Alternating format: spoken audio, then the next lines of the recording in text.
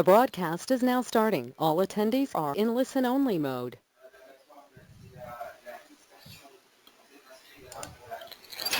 Bonsoir à tous. Donc avant de commencer cette formation, on va vérifier si tout le monde m'entend.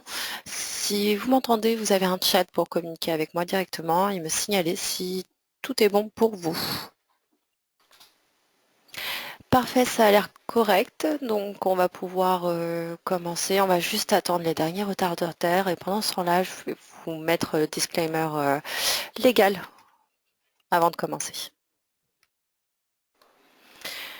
Donc on va commencer cette présentation sur du coup l'optimisation du trading. Alors juste un instant.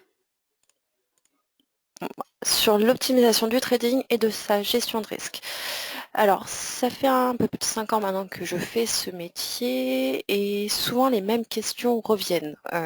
Par quoi commencer? Qu'est-ce qui ne va pas dans ma stratégie? À quoi est due ma perte?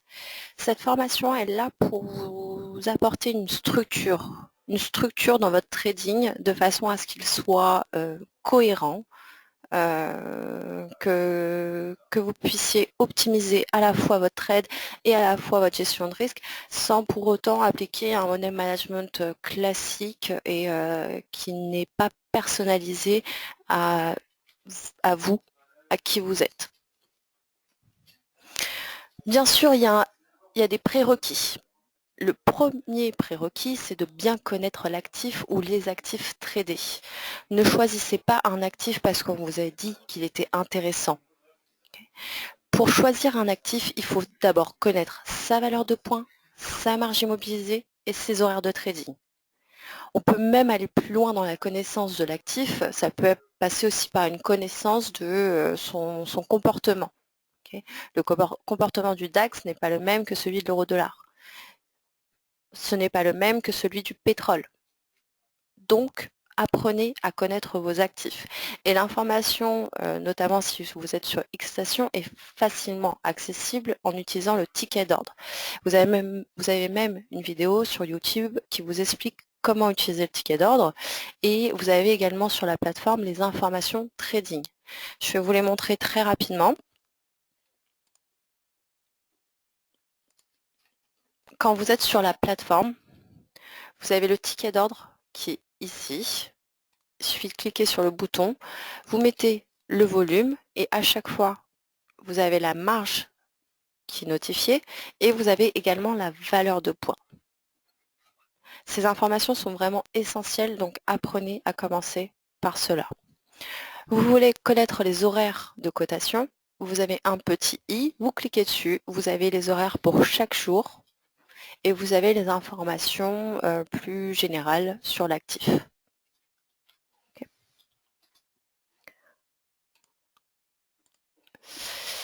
Sur MetaTrader, vous avez également les informations sur le site internet. Je vais vous le montrer très rapidement également. Quand vous êtes sur le site internet, vous allez dans Services de trading, Compte de trading, Conditions par marché. Et là, vous avez les informations à la fois sur la valeur de points, qui est ici, le levier, le spread, les frais overnight s'il y en a, et vous avez les heures de négociation. Cette information de valeur de points à 25, 2, 10, c'est pour un lot. Donc si vous prenez 0, un lot, mais vous multipliez 0,1 par 25 tout simplement et ça vous donne la valeur de points.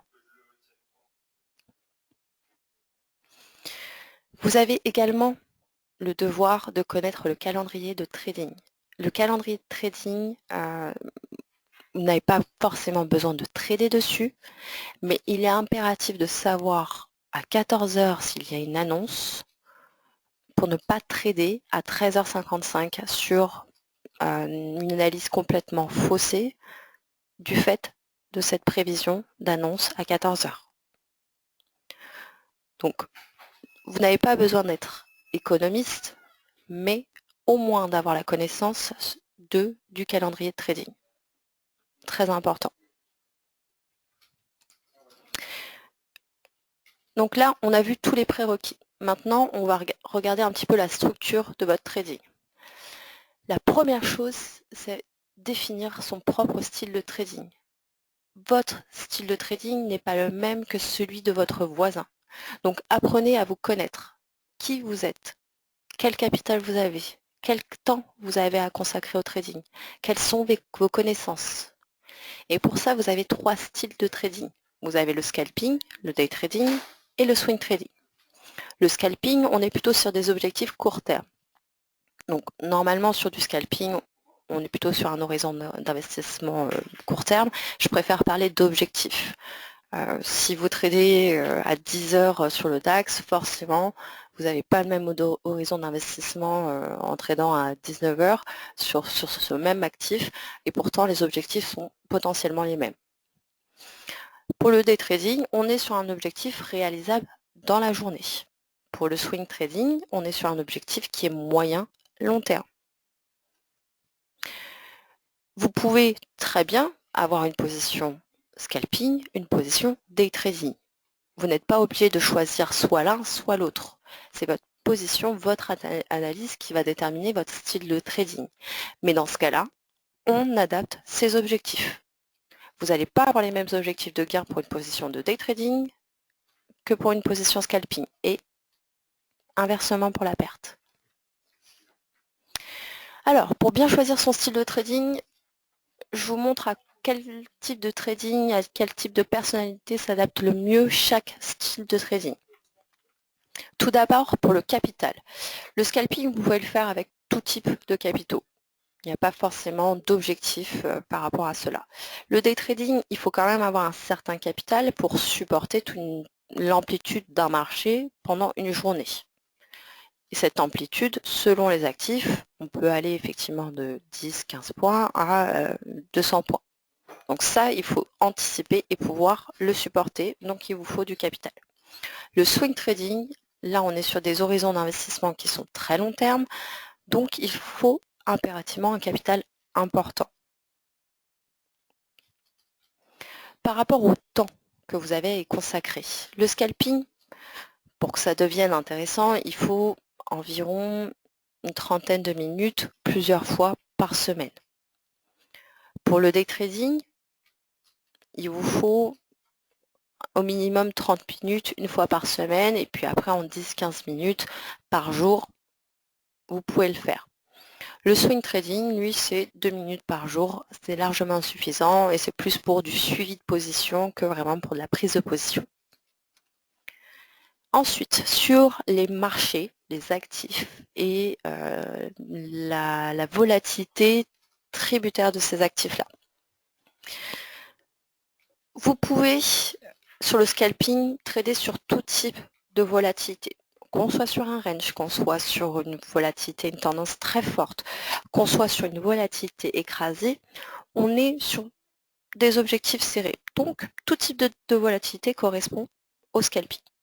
Sur le day trading, il vaut mieux éviter les ranges, puisque dans ce cas-là, vous risquez de vous retrouver dans une zone et au final, vous n'êtes ni gagnant ni perdant sur la position, mais vous allez vous engager forcément sur une position swing à partir du moment où en day trading, on est sur une zone. Pour du swing trading, il y a une nécessité d'une tendance. Ça ne sert à rien de trader sur du swing quand il y a une zone ou alors un marché qui est très hésitant.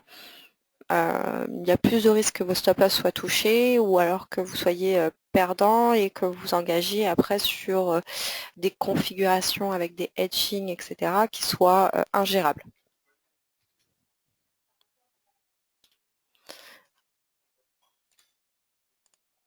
Ensuite, par rapport aux connaissances, en scalping, il vaut mieux utiliser du chartisme ou de l'analyse technique. Le calendrier économique, ça sera uniquement pour être vigilant, pas forcément pour trader dessus, ou alors si vous tradez dessus, c'est vraiment une fois l'annonce passée, pas en anticipation.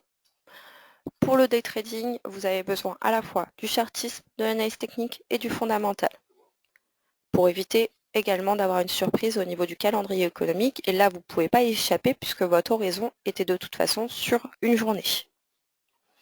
Le swing trading également, chartisme, analyse technique, analyse fondamentale. Ça ne sert à rien de vous engager sur du swing trading si vous n'avez pas ces informations-là. Ensuite, par rapport au risque, c'est important aussi. Sur du scalping, vous êtes forcément sur un risque diminué à partir du moment où vous mettez bien vos objectifs. Puisque on est sur un horizon court terme, donc en probabilité, forcément, vous allez être sur des amplitudes très faibles au niveau du marché et forcément, la diversification des positions va aussi participer à la diminution du risque. Par rapport au day trading, le risque est moyen. Tout dépend de la journée. Il y a des journées qui sont plutôt calmes, des journées un peu plus chargées. Et dans ce cas-là, le risque va être dépendant de cette journée. Sur le swing trading, bien évidemment, vous avez un risque plus fort parce que là, il faut vous engager sur plusieurs jours et au niveau des amplitudes de marché. Il y a peut-être un jour où le marché sera plus calme, mais le lendemain, il sera assez agité pour que votre risque soit forcément amplifié. À partir du moment où vous avez cette vision du risque, ça vous permet aussi derrière de travailler sur cette position. Et travailler sur cette position, c'est en amont. Pas une fois la position prise, ça ne servira plus à rien. Ou alors dans ce cas-là, c'est que vous avez loupé votre analyse. Ces anticipations-là, c'est avant même de prendre la position. Du coup, comment on construit une stratégie cohérente? On fait son analyse. On fait son analyse sur différentes temporalités au niveau des graphiques, en fonction de ce qu'on connaît en analyse fondamentale, en analyse technique, en chartisme. Mais en tout cas, cette analyse va nous imposer un horizon d'investissement. Typiquement, vous n'utilisez pas du H1 pour faire de scalping. Ça, ce n'est pas cohérent. Si vous utilisez du M1, éventuellement, plutôt sur du scalping ou peut-être le day trading. Mais en tout cas, vous ne pouvez pas faire une analyse en H4 pour faire du scalping. Vous ne pouvez pas faire une analyse en M1 pour faire du swing trading. Donc, première chose, vous faites votre analyse et vous définissez votre horizon d'investissement. Court terme, moyen terme, long terme. Et à partir de ce moment-là, vous pouvez définir vos objectifs. Et la définition de vos objectifs va aussi vous permettre de déterminer le volume de votre position. Là, on sort totalement d'un money management classique où à chaque fois on vous dit qu'il ne faut pas risquer plus de 1% de votre capital ou maximum 10% de votre capital. Ça, le pourcentage, ça dépend surtout de votre horizon d'investissement. Vous n'allez pas avoir le même volume pour une opération scalping que pour une opération de swing trading. Et ça s'anticipe bien avant de prendre la position. Une fois que vous avez déterminé ces 3 points, horizon d'investissement, définition des objectifs et volume, bien sûr que ces 3 points soient cohérents entre eux, dans ce cas-là, vous pouvez prendre la position. Si vous n'avez pas l'idée de ces informations-là, dans ce cas-là, ne prenez tout simplement pas la position. On va avoir un cas de figure pour chaque style de trading. Okay. Donc pour le scalping, on est sur forcément un horizon d'investissement très court terme. Donc au niveau des objectifs, on va être aussi sur des objectifs court terme et en général, on va être entre 2 et 15 points de marché. Bien évidemment, ça dépend de l'actif. Là, on reste sur des actifs qui sont assez volatiles, donc vous pouvez utiliser du DAX, de l'euro-dollar par exemple, voire du yen ou de la livre sterling pour être cohérent par rapport à ces objectifs de 2-15 points en opération scalping. Pour le risque, il est diminué puisqu'on est sur une amplitude faible, que ce soit au niveau du take profit, au niveau du stop loss, 2-15 points. Bon, voilà, il y a très peu de risques que ça mange l'intégralité de votre capital. Okay. Au niveau du volume, bien évidemment, comme on est sur un risque diminué, on a moins de limites sur le volume. Ça dépend forcément des objectifs et voir si, quand on calcule nos objectifs en euros, bah, on est sur un risque assez limité au niveau du capital. Pour du day trading, là, on est sur un horizon d'investissement dans la journée. Donc ne faites pas de day trading pour gagner 2 points dans la journée. Ça sert strictement à rien et vous allez perdre du temps plus qu'autre chose. Donc en général, vous posez un objectif d'au moins 20 points jusqu'à éventuellement 100 points pour les actifs les plus volatiles. En dessous et au-dessus de ces niveaux-là, vous n'êtes plus en day trading. Là, on est sur un risque moyen, mais modéré. Okay, puisqu'on peut être sur une amplitude forte, mais au moins on n'est pas en overnight. On ne dépasse pas la fermeture du marché. Le fait de ne pas dépasser la fermeture du marché est déjà un moyen de diminuer son risque. Sur le volume, on ne va pas abuser non plus, puisque du fait de cette amplitude qui peut être importante dans la journée, on essaye maximum de mettre 10% du capital en marge immobilisée. Comme ça nous permet d'avoir le temps de supporter un gain, de supporter une perte qui soit cohérente par rapport à son capital. En swing, donc là c'est plus un jour, maximum un an. De la même façon, vous ne faites pas du swing pour gagner 10 points. Bizarrement, les clients en général, enfin pas tous, heureusement, vont mettre une position swing à 10 points de gain. Par contre, la perte est illimitée. Souvent, les positions swing, sur ce que j'ai pu observer, sont des positions plutôt perdantes. Ce n'est pas une position swing si dès le début, vous n'avez pas anticipé qu'elle serait swing. Parce que dans ce cas-là, vous n'avez pas mis le volume cohérent et vous n'avez pas mis d'objectif cohérent. D'autant plus que l'overnight, la fermeture du marché, représente le risque le plus important sur le marché. Vous ne savez pas ce qui va se passer le lendemain. Et le lendemain, vous vous exposez forcément potentiellement à un gap de marché. En plus de ça, il peut se passer n'importe quoi dans la nuit. Je vous rappelle que les US ne sont pas fermés à ce moment-là. Il peut se passer plein de choses le week-end, donc forcément anticiper ce risque-là. Et l'anticiper, c'est aussi le déterminer au niveau du volume et de vos objectifs. Donc au niveau du volume, maximum 3% du capital en marge immobilisée. Si vous pouvez plutôt tendre à 1% du capital, ça serait l'idéal, en tout cas pour une position swing qui est anticipée du début à la fin. Alors ça, c'est un point très très important et j'insiste dessus. Anticipez votre sortie de position. Vous passez trop de temps à chaque fois à déterminer votre entrée de position. L'entrée de position, ça participera peut-être à la rentabilité de votre stratégie à hauteur de 10-15%. Mais le plus important, c'est la sortie de position. Les clients qui gagnent sont ceux qui anticipent le mieux leur sortie de position. La sortie de position, elle ne s'anticipe pas une fois la position prise. Il est déjà trop tard puisque vous n'avez pas assez structuré votre prise de position et votre trading. Donc vous la définissez avant même de prendre la position. Pour ça, vous pouvez utiliser du chartisme qui est très utile pour la sortie de position.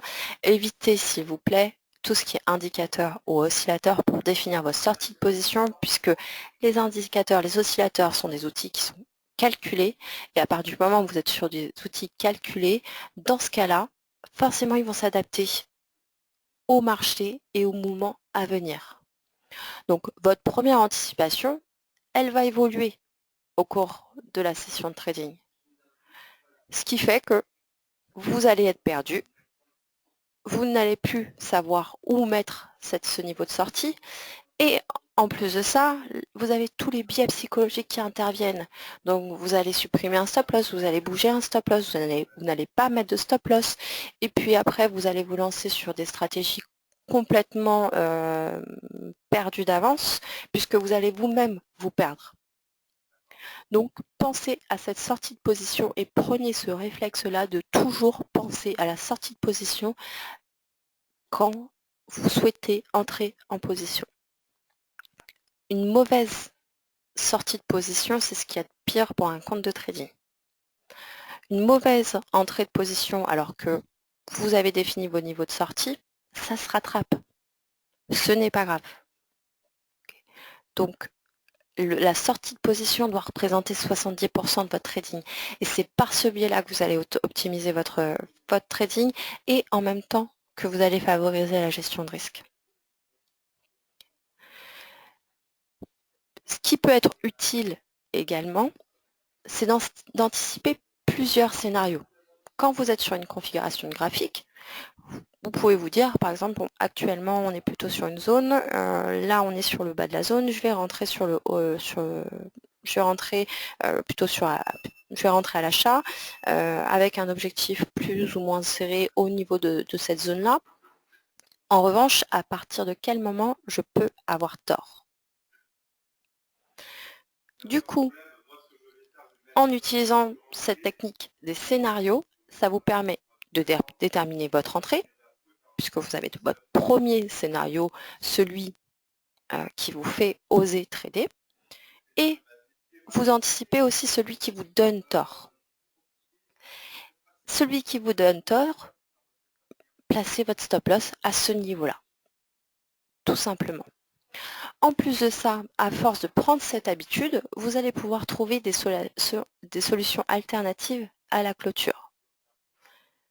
Vu que vous aviez anticipé qu'il était possible que le bas de la zone soit testé, dans ce cas-là, vous vous fixez un niveau et vous pouvez même passer par un hedging simple. Alors un hedging simple, c'est que si vous êtes sur 0,1 lot à l'achat, dans ce cas-là, vous allez couvrir votre position par une autre position de 0,1 lot à la vente, uniquement.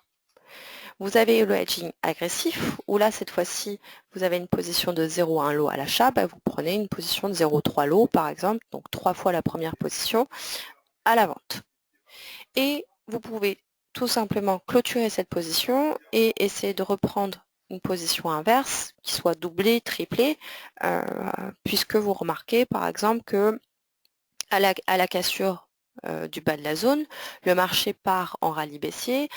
Vous souhaitez profiter de ce rallye pour combler la perte et faire du gain. Et dans ce cas-là, il vaut mieux doubler, tripler la position de façon à récupérer plus vite cette perte-là. Quand je dis récupérer la perte, ça ne doit pas être tradé sans analyse, puisqu'on veut absolument rattraper cette perte. Non, c'est que vous aviez déjà anticipé ce scénario-là, donc vous pouvez vous permettre d'essayer de rattraper la perte.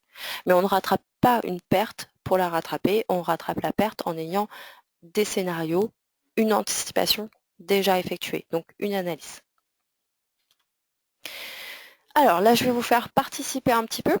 On va regarder si vous avez bien compris cette structure. Et là, je vous expose un cas pratique sur le CFD DAX.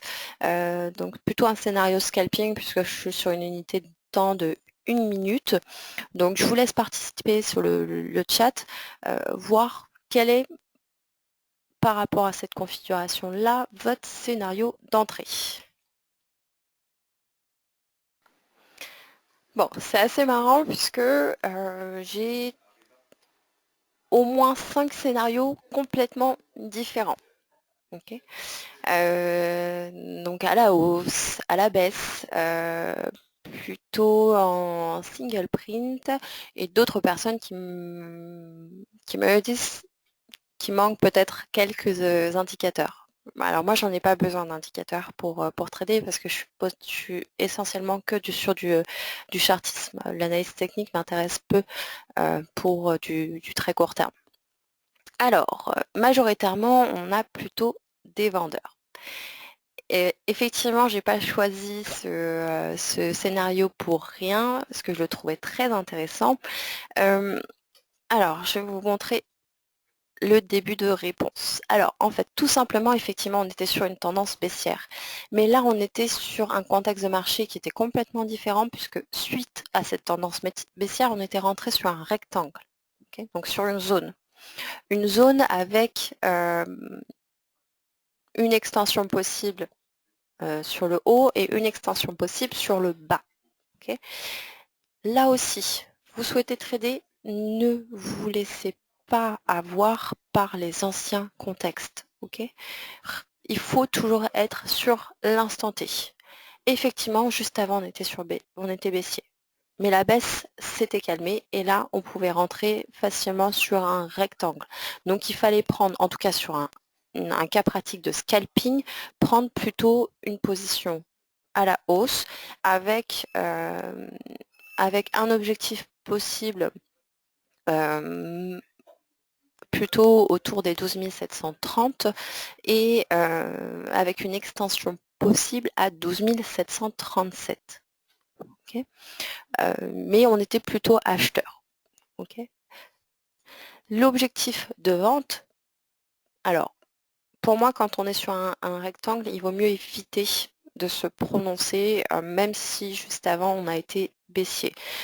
Parce que cette zone d'accumulation, ça peut juste être une respiration du marché et du coup le marché partirait à la baisse après, mais ça peut être aussi un signe de retournement. Okay. Alors, là, vous avez un zoom sur le scénario principal. Donc, je vais vous faire encore participer. Comment vous pouvez le trader? Il y a deux façons de le trader. Donc, n'hésitez pas à mettre vos informations sur le chat. Parfait. Donc, j'ai plein de réponses et c'est aussi le reflet de toutes vos personnalités. Donc justement, ça doit se refléter aussi dans votre trading. Alors j'ai ceux qui sont patients et qui vont plutôt rentrer à la baisse une fois les niveaux hauts du rectangle atteints. J'ai ceux qui rentrent directement à la hausse et puis qui vont fonctionner par palier. J'ai ceux qui attendent plutôt une cassure. Donc il y a un peu tout type de profil. En revanche, ce que j'apprécie, c'est que souvent on me donne le niveau d'entrée, le niveau de sortie, que ce soit en take profit et en stop loss. Et ça, c'est un très bon réflexe. Il ne suffit pas de me dire qu'on va plutôt être haussier ou baissier. Il faut aussi anticiper, comme on l'a dit, la sortie de position. Et beaucoup ont eu ce réflexe-là, donc ça, c'est très bien. Ensuite, moi, je vais vous donner mon avis un petit peu sur les scénarios possibles. Si vous êtes en scalping, premier scénario possible, dans ce cas-là, c'est de rentrer tout de suite à l'achat, mais avec des paliers plutôt de 5 points, de 3-5 points, donc de rentrer plusieurs fois sur le marché jusqu'à atteindre les 12 728. Et une fois que vous avez atteint les 12 728, si vous avez cumulé du gain juste avant, dans ce cas-là, vous pouvez continuer toujours à l'achat. Okay. Pour le stop loss, on le met plutôt sur les 12 705, jamais au niveau du bas du rectangle, il faut toujours le mettre juste en dessous. Tout simplement parce que quand vous êtes sur ce type de configuration, une configuration plus de range, plus de zone, le haut du rectangle ou le bas du rectangle se teste. On peut le dépasser un petit peu. Et ça, il en va de même pour votre entrée de position. Ne rentrez jamais au niveau du rectangle, que ce soit en haut ou en bas.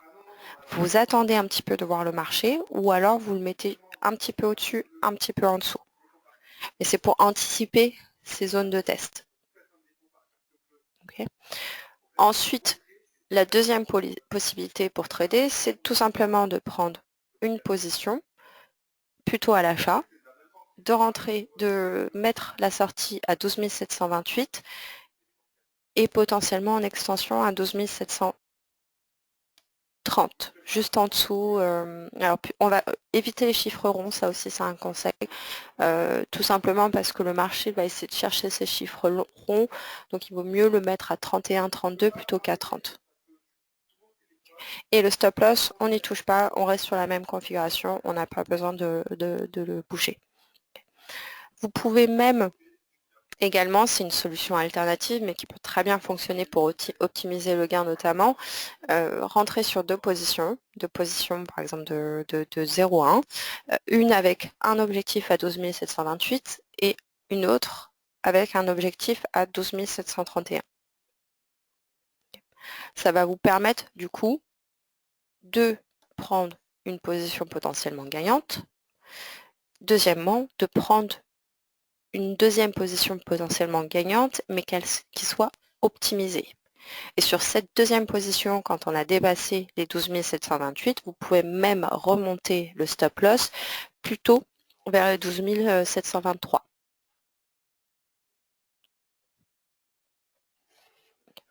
Alors, tout ce qui est plutôt ordre différé, ça aussi, souvent je le vois, donc plutôt rentrer quand on arrive à 12 728, 12 730. Vous pouvez le faire, mais dans ce cas-là, vous n'êtes pas forcément sur une opération scalping. Le scalping se fait très rarement sur des ordres différés. C'est vraiment que de l'instant T. En plus de ça, là, si vous vous orientez plutôt sur de l'ordre différé, souvent, en plus, dans ces configurations-là, vous êtes toujours contrariant par rapport au marché. Vous anticipez toujours le retournement de marché. Vous n'avez pas besoin d'être toujours contrariant par rapport au marché, toujours rechercher le retournement de marché. La plupart du temps, c'est ce qui vous fait perdre parce que vous estimez que le marché a tort et que vous avez raison. Donc, soyez avec le marché. Là, le dernier contexte de marché, c'est celui-ci. Ça, effectivement, vous avez une information qui est importante, puisque vous savez que vous êtes sur une zone, mais le dernier mouvement, le dernier contexte qui nous intéresse, c'est celui-ci. Commencez pas dès maintenant à anticiper le retournement, parce que le marché, une zone, ça se casse, que ce soit à la hausse ou à la baisse. Donc ça, c'est plutôt votre scénario, le scénario qui va vous donner tort, mais pas forcément votre scénario d'entrée. Parce que là, vous êtes trop dans l'anticipation du marché, vous avez trop d'avance par rapport au marché. Sauf que le gagnant dans tout ça, ça sera toujours le marché.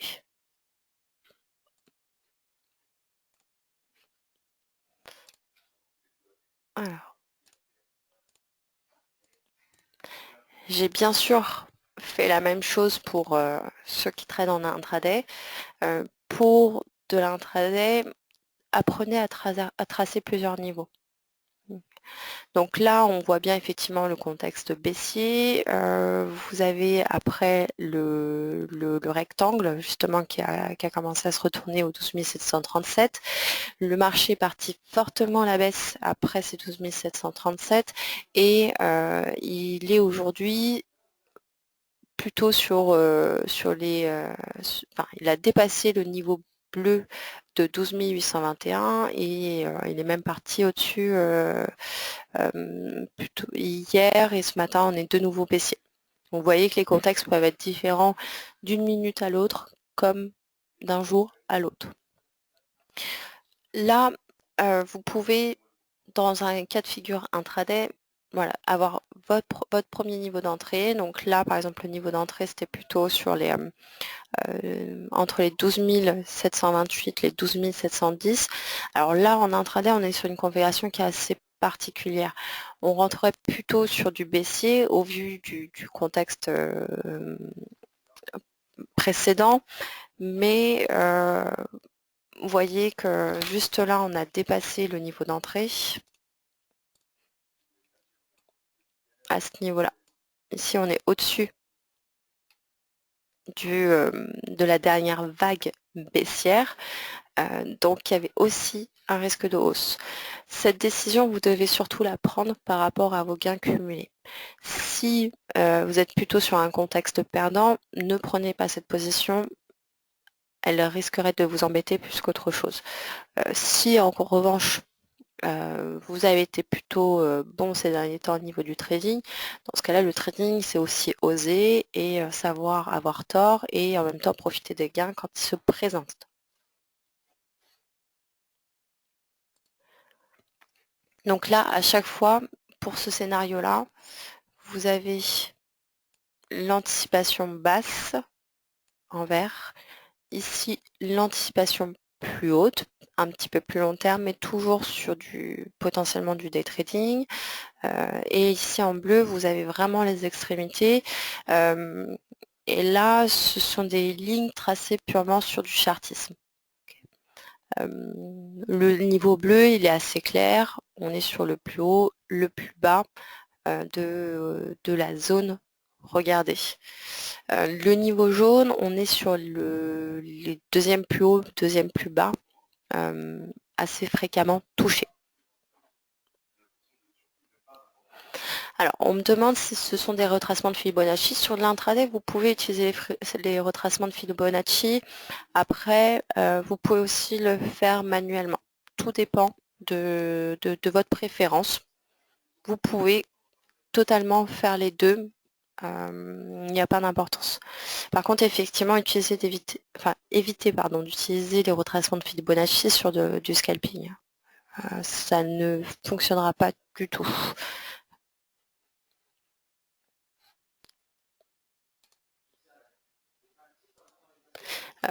Par rapport au retracement de Fibonacci, alors dans une moindre mesure, mais c'est également le cas pour les points pivots. Certains utilisent les points pivots, pourquoi pas. Après les points pivots, comme tout le reste, on est quand même sur, comme le RSI, comme les moyennes mobiles, etc. On reste quand même sur du calculé, et le calculé a toujours pour moi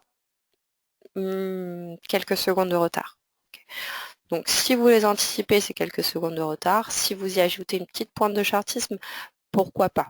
En revanche, si vous n'utilisez que ça, dans ce cas-là, définissez bien des niveaux de sortie qui soient plutôt fixes.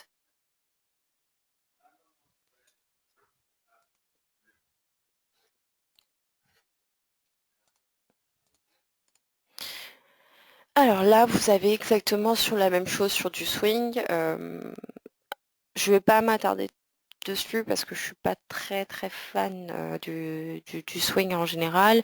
Le swing pour moi, étant donné le contexte géopolitique toujours un petit peu tendu, une donnée économique qui arrive, qu'elle soit anticipée ou pas, le discours, le tweet d'une personne ou d'une autre, on reste sur de la voyance. Alors, on peut prendre des positions swing, ça pose pas de problème, mais dans ce cas-là, si vous prenez une position swing, il est impératif de fixer ces niveaux de sortie. Okay, vous ne faites pas une position de swing pour faire une position swing parce que vous avez vu que sur tel article, on était plutôt aussi au baissier. Ça, sur du swing trading, ça ne fonctionne pas du tout. De plus, quand vous voyez l'information publiée, la plupart du temps, sur des journaux, des sites, etc. C'est une information qui a souvent déjà été digérée par le marché. Donc, il y a très peu de chances que ça fonctionne. Donc, apprenez déjà vous-même à regarder un graphique et essayez de déterminer des niveaux intéressants pour vous, que ce soit d'ailleurs en swing, en day trading ou en scalping. Okay. Mais ne le faites pas parce que sur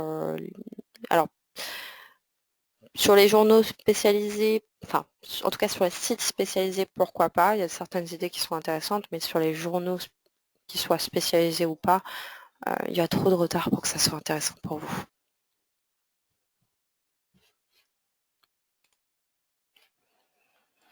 Alors, là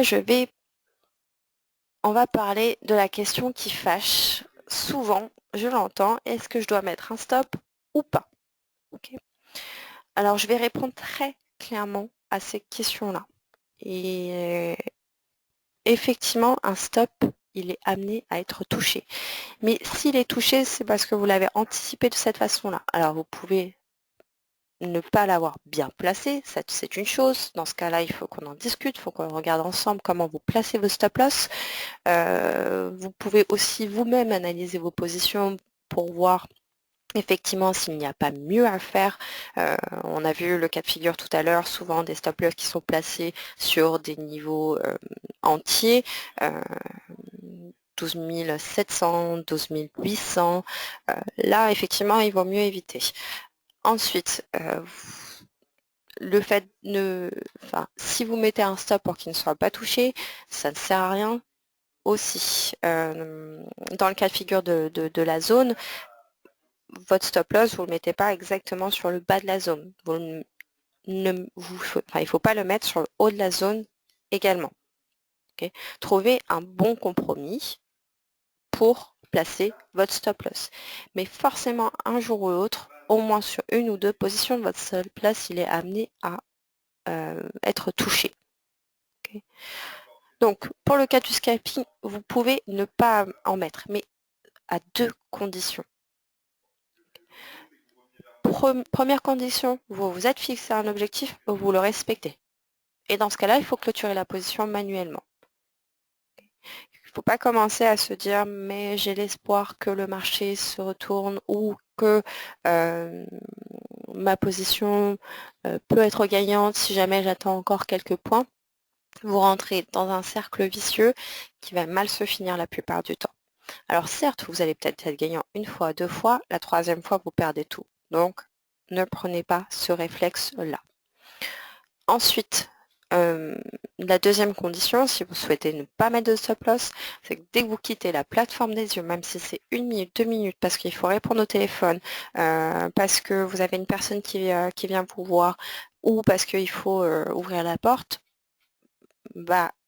ces personnes-là peuvent attendre une seconde, le temps que le temps de placer ce stop loss. Okay. Il peut se passer beaucoup de choses en 1 minute sur le marché, donc ça vous paraît peu en temps, effectivement, mais sur les marchés, c'est beaucoup. Et c'est là qu'on a les plus grosses surprises la plupart du temps. Okay. Sur du day trading, le stop est obligatoire parce que j'ai aucun client qui va passer une opération de day trading prévue à l'avance, hein, bien sûr, pas une position de day trading subie, sans quitter la plateforme des yeux. Donc à partir du moment où vous quittez la plateforme des yeux, on met un stop. Par rapport au swing de trading, bien évidemment, il faut mettre un stop. Là, le risque est d'autant plus important puisque je pense que vous mangez dans la journée, vous allez vous coucher le soir, donc ça m'étonnerait que vous soyez H24 sur votre plateforme. Donc, placez un stop loss, tout simplement. J'insiste dessus, une perte modérée et acceptée est préférable à une perte incontrôlée. Le risque, si vous ne mettez pas de stop loss, c'est que vous allez effectivement cumuler beaucoup de gains. Ça va vous permettre effectivement au début de prendre énormément de confiance. Et comme vous vous êtes pas posé les bonnes questions, du coup le risque il va porter sur quoi? Sur une, deux, trois positions et vous en avez gagné 70 avant. Mais les trois positions perdantes vont tout vous faire perdre. Donc si vous êtes dans ce cas de figure, justement, c'est parce que vous ne mettez pas de stop loss. Ou alors, vous n'anticipez pas correctement votre niveau de sortie à l'avance. Une perte modérée que vous avez acceptée parce que vous avez déterminé de mettre un stop loss à ce niveau-là, elle peut se rattraper facilement sur le marché. On peut très bien sur le marché faire un moins 100, un plus 200 et de sortir de la journée totalement gagnant. Ça ne pose pas trop de problème. Mais en revanche, sur une position, voire 3, 4, 5 positions, vous risquez tout. Dans ce cas-là, sans capital, vous ne pouvez plus trader. Également, alors je sais que ce n'est pas forcément évident et ça l'est encore moins par rapport à certaines personnalités, mais sur le marché, si vous n'acceptez pas d'avoir tort, si vous n'acceptez pas que votre stop loss soit touché, vous n'allez pas réussir à trader. Le trading, c'est aussi une remise en question constante, à la fois par rapport aux positions passées, qu'elles aient été bien construites ou pas, mais c'est aussi se remettre en question en se disant que de toute façon, le marché aura toujours raison. Okay. Donc l'objectif, c'est de ne pas toujours avoir tort, mais c'est d'accepter d'avoir tort quelquefois pour mieux avoir raison. Et en faisant ça, ben, les fois où vous allez avoir raison, elles seront supérieures aux fois où vous avez tort. Et là, vous renversez forcément le pourcentage de trades gagnants et vous renversez la rentabilité de votre stratégie. Mais acceptez quelquefois d'avoir tort sur le marché. Vous avez des outils sur Xstation qui sont très bien faits pour ça. Sur MT4, c'est possible aussi par des EA, mais c'est plus compliqué. En tout cas, sur Xstation, ils sont déjà présents. Le premier outil que j'utilise moi régulièrement, ce sont les stop loss et les take profit automatiques. Donc sur la plateforme Xstation, vous avez la possibilité pour chaque position prise sur le DAX par exemple, de placer un stop loss à 10 points et de placer un take profit à 5 points. Vous pouvez également travailler les lignes de stop loss et de take profit directement sur le graphique. Comme ça vous permet d'adapter vos lignes de stop loss et de take profit par rapport au marché, par rapport au chartisme. Je vais vous le montrer sur la plateforme.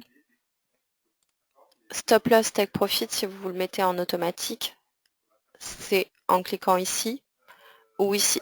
C'est exactement la même chose. Donc, vous allez déterminer ces niveaux de sortie en points de marché. Donc là, par exemple, j'ai des stop loss à moins 15 et des take profit à 5. Cette stratégie de trading qui ne respecte pas du tout le money management classique, je ne veux pas entendre parler du risque reward. Moi, je travaille beaucoup sur la probabilité et dans ce cas-là, c'est quelque chose que j'évoquerai avec vous sur la formation sur la stratégie DAX qui aura lieu fin juin. Okay. Là, pour toute la partie live, elle sera abordée plus en deuxième partie de programme de formation. Là, l'objectif, c'est de vous aborder les bases théoriques, les fondamentaux, et il est essentiel d'en passer par là pour après pouvoir aborder toute la pratique liée au trading. Par rapport aux zones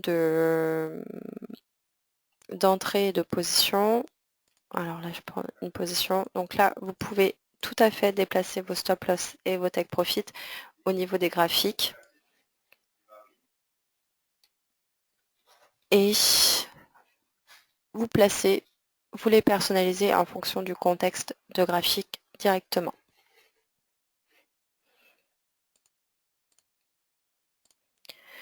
Alors, je lis pas toutes les questions, mais cette question-là, je l'ai souvent eue tout au long de ma carrière. Mon stop loss est à chaque fois touché. Si le stop loss est à chaque fois touché, c'est qu'il est mal placé. Mais en aucun cas, ça signifie qu'il ne faut pas le placer. Okay. Il est éventuellement trop serré. Si vous voulez définir le niveau de sortie, l'idéal c'est vraiment de comprendre le comportement du marché que vous tradez. Je l'aborderai sur la formation Scalping et Price Action aussi, puisque le comportement de prix, le comportement de l'actif que vous tradez est très important dans votre trading en général, et notamment pour la mise en place du stop loss. Okay. Un stop loss à 15 points, vous ne pouvez pas le mettre sur tous les actifs à 15 points. Ça n'a pas de sens. Moi, si je le mets à 15 points sur le DAX, il y a une raison historique un petit peu sur le DAX, parce qu'en dessous de 15 points, on est plutôt sur du bruit au niveau de cet actif-là. C'est un niveau que je peux adapter en fonction du contexte même du graphique. Mais je ne mettrai pas moins 15 points sur de l'eurodoll ou sur du yen. Chaque instrument a son histoire, son historique, sa façon de se comporter. Donc ça aussi, il faut travailler dessus, apprendre à regarder un graphique, quitte à avoir un graphique sans rien dessus. Juste le graphique, les bougies, ça suffit. Mais apprenez à lire ce graphique-là. Il y a énormément d'informations qui peuvent vous être utiles. Alors, on pose sur le take profit 5 et stop loss 15. Effectivement, il faut avoir raison 3 fois sur 10. Alors, il y a une facilité, puisque à partir du moment où vous mettez votre stop loss plus serré que votre take profit, forcément en termes de probabilité, vous avez plus de chances qu'il soit touché qu'en faisant l'inverse. Okay. Ça, les techniques de risk-reward 1 pour 3, ça marche bien dans les bouquins, pas dans la vraie vie. Ensuite, effectivement, il faut s'imposer cette condition-là, d'avoir au moins 70% de trades gagnants à partir du moment où on suit cette stratégie. Et dans ce cas-là, il faut travailler un bon timing d'entrée sans qu'il soit obligatoire, ce bon timing d'entrée, parce que vous pouvez vous permettre d'avoir tort, mais il faut quand même le travailler de façon à avoir au moins 70% de réussite dans cette configuration-là. Après, quand je mets mon stop loss à 5 et 15, je ne le laisse pas tout le temps à 5 et 15. Mais par contre, quand je le fais évoluer, c'est dès le début, dès que j'ai pris ma position, mais au moins je suis sûre par le stop loss et le take profit automatique d'avoir ces deux éléments placés sur mes positions. Donc pour optimiser votre trading et votre gestion de risque, alors la première chose, c'est d'être cohérent, que ce soit par rapport à vos objectifs, vos volumes, votre analyse.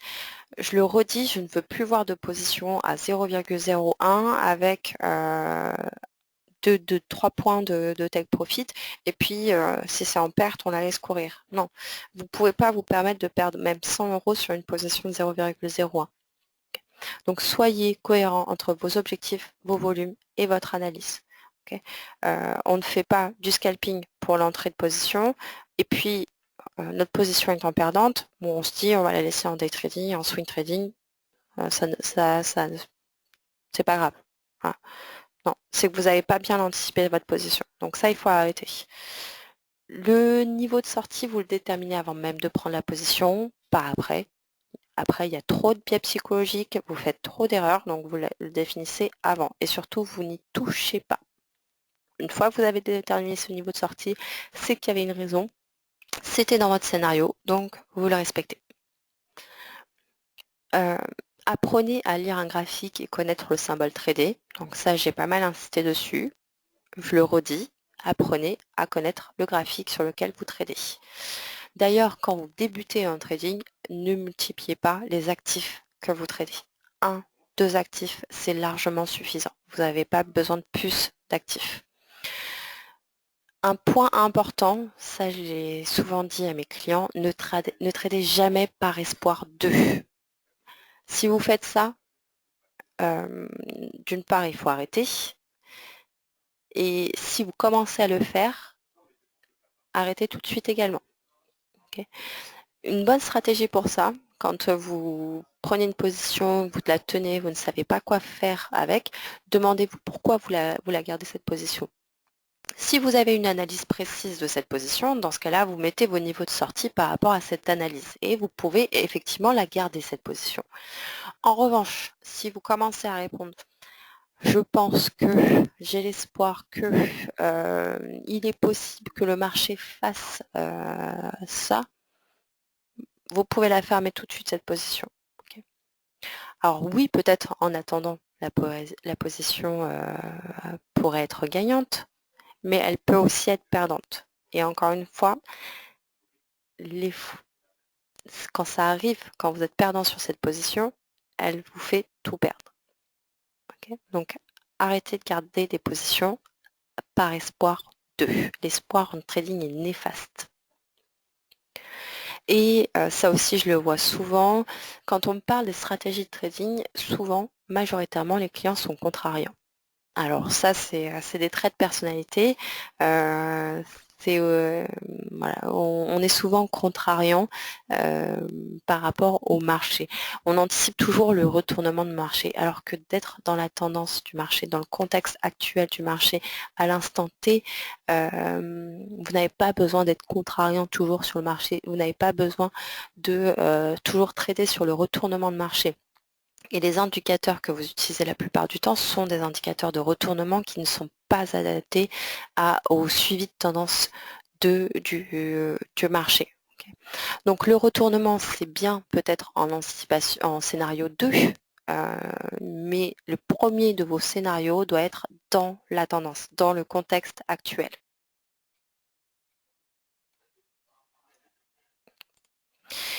Alors, je vous rappelle le programme de formation. Alors, je vous le rappelle pour plusieurs raisons, puisque certains éléments évoqués dans cette formation seront plus détaillés au niveau de cette formation. Donc, premier point, comment élaborer un plan de trading. Bien évidemment, il faut passer par là si vous souhaitez commencer à trader ou si vous souhaitez reprendre le trading pour mieux trader. Deuxième point, adaptez-vous au marché, tendance, retournement au range. Tout à l'heure, j'avais une question sur le chartisme. C'est une formation qui va porter purement sur du chartisme. Et, de savoir justement identifier les cas de figure d'un retournement, d'une tendance ou d'un range. Je précise aussi, une correction, une simple correction de marché n'est pas forcément un retournement. Donc ça aussi, apprenez à les identifier, à les séparer. La formation du 14 juin à 18h, c'est moi qui vais la présenter et justement là on va s'attacher au comportement de prix. Alors bien évidemment je trade majoritairement sur le DAX, donc du coup ce sera une formation plutôt adaptée sur le DAX et voir comment on peut mettre en place une stratégie de scalping mais en utilisant essentiellement du price action. Donc tous les fans plutôt des indicateurs, des oscillateurs, clairement, ça ne sera pas une formation pour vous, mais je pense que ça peut vous apporter beaucoup pour compléter éventuellement vos stratégies avec du price action, voire d'avoir une stratégie purement de price action. Okay. Donc beaucoup ne connaissent pas forcément cet outil-là. Et pourtant, c'est aujourd'hui l'outil qui s'adapte le plus au marché, qui sont depuis quelque temps très comportementales, un petit peu moins rationnelles. Et le price action permet de vous adapter justement à ce marché qui est quelquefois, voire quasiment tout le temps, très irrationnel. Le 21 juin, là, vous avez carrément une mise en pratique en live dans une stratégie de trading sur du CFD Forex et également le 28 juin, une stratégie de trading sur le CFD DAX futur, essentiellement, que j'animerai également pour vous présenter un petit peu plus cette stratégie avec un risk-reward inversé, mais sur des probabilités différentes. Et oui, cette formation sera à 8h30 puisque c'est une volatilité qui correspond assez bien à cette stratégie. C'est aussi une formation qui est à 8h30 parce que ça me permettra de vous montrer deux contextes différents sur le marché. Le premier contexte d'un trading classique qu'on peut appliquer quasiment tous les jours sur le DAX, qu'on soit en range, qu'on soit en tendance, qu'on soit sur du retournement. Et 8h30 aussi parce que souvent sur le DAX le matin à 8h, vous avez un gap de marché et là c'est un premier contexte sur le marché que vous allez trader complètement différemment.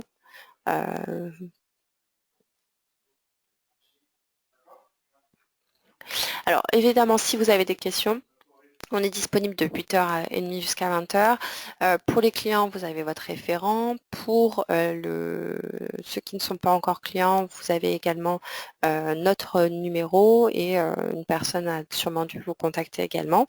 Donc n'hésitez pas à consulter vos emails que des outils comme ça, on en fournit beaucoup. Cette formation est également enregistrée, donc vous pouvez envoyer à commercial@xtb.fr la demande de vidéo de façon à ce qu'on vous l'envoie. Si vous avez des questions, je vous laisse 1-2 minutes pour me les faire parvenir et je vais y répondre en direct. Alors, pour demander la vidéo, il faut la demander à commercial@xtb.fr. On pourra vous l'envoyer une fois qu'elle est terminée. Alors, j'ai une question qui est très intéressante. Quelle est la différence entre le DAX Cash et le DAX Futur? Le DAX Cash est disponible de 9 h à 17 h en temps normal, sauf que la plupart des brokers vous le proposent 24 h sur 24, 7 jours sur 7. Autant vous dire que vous tradez sur un algorithme. Le seul DAX que vous pouvez trader directement est le DAX Futur, okay, qui lui est ouvert de 8 h à 22 h et qui n'a pas la même valeur de points. Okay. Le DAX Cash en soi, en théorie, pour le trader, il faudrait acheter chaque action qui compose le DAX avec exactement la même pondération, le même pourcentage. Et là, dans ce cas-là, vous avez une stratégie qui est directionnelle et vous tradez le DAX Cash. Mais trader directement sur le DAX Cash sans appliquer cette stratégie et en faisant du trading 24 h sur 24, 5 jours sur 7, vous tradez sur un algorithme. Okay. Le DAX Futur, vous le trouvez directement sur Eurex, qui est le fournisseur de l'actif. Alors on me dit que le DAX Cash est un bon indicateur pour le DAX Futur. Ça peut être utile de le regarder. Après, il y a une corrélation qui est certaine puisque le sous-jacent est quasiment le même, sauf que vous avez un aspect plus spéculatif sur le DAX Futur, un petit peu moins sur le DAX Cash. Et en plus de ça, vous avez des échéances sur les contrats futurs que vous n'avez pas sur le cash. Donc pourquoi pas le regarder. Après, est-ce que ça peut vous être utile sur une position sur du scalp? Certainement pas. Est-ce que ça peut vous être utile sur du day trading? Peut-être. Alors on a des questions sur l'euro, enfin les corrélations entre l'euro, dollar notamment, et le DAX. Il y a une corrélation également. Vous avez un travail de corrélation qui peut être fait sur l'intégralité des marchés. Hein. De toute façon, on reste sur de la mondialisation, on reste aussi sur des principes économiques de base qui font que quand vous avez une monnaie qui baisse ou qui monte, forcément, il y a un impact économique sur les sociétés d'un pays. Et ces sociétés-là étant cotées en actions, forcément, vous avez également un impact sur l'indice. En revanche, vous n'avez pas tout le temps une corrélation et également ce genre de stratégie, on est plus sur une stratégie quand même day trading, voire swing qu'une stratégie scalping. Donc vous pouvez tout à fait appliquer ce type de stratégie, mais dans ce cas-là, c'est parce que vous avez anticipé une position day trading ou scalp ou swing, pardon. Alors, comment on s'inscrit au prochain live? Alors, je vais sur le site internet, tout simplement. Sur le site internet, quand vous allez dans formation en ligne, vous avez tous les lives, tous les prochains lives qui sont accessibles à tous. Pour les lives qui vont être accessibles uniquement aux clients, les liens seront placés directement sur l'espace client. Alors, je vais terminer là cette formation. Je vois qu'il y a d'autres questions, mais n'hésitez pas à les envoyer directement à commercial@xtb.fr. Si je peux, j'y répondrai ou j'y répondrai dans d'autres formations, parce que je vois que certaines questions portent justement sur les formations à venir. Donc, on va éviter de faire des redites. Je vous remercie beaucoup de votre participation et je vous laisse nous contacter si vous avez des questions. Très bonne soirée à vous. À bientôt.